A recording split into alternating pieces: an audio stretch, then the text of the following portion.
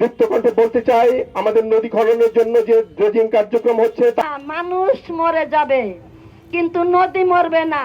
নদীর উপর যে দেশের নাগরিক হইতে পারি না, খালি ক্যাডার বাহিনীরাই হবে।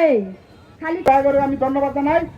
আমরা দিল্লি যাচ্ছে যে আমার জন্য সম্মান ভেবে আমরা কিছু বলিনি। এখন ওনারা যা করবেন ঐতিহাসিক মাঠ, যুক্তফ্রন্টের যে মাঠ ছিল সে মাঠে আজকে দখল নেয় কেন? তারা দখল নেবে আমাদের নবী। আমরা আসসালামু আলাইকুম, সবাইকে ধন্যবাদ।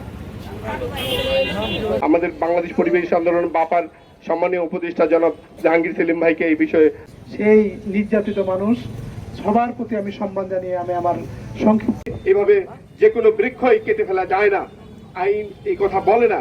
সুতরাং দিছে ওই জমিন আমরা স্কুল কলেজ করব। তবে ডিসি সাহেবের দুদিন রেখেছে ওই ডিসি এখানে এই গুদারা ঘাট ছিল, পুরাতন গুদারা ঘাট। এই গুদারা ঘাটে বাদ দিয়ে এই মূল নদীতে মারার প্রথম শুরু সেই 96 সালে।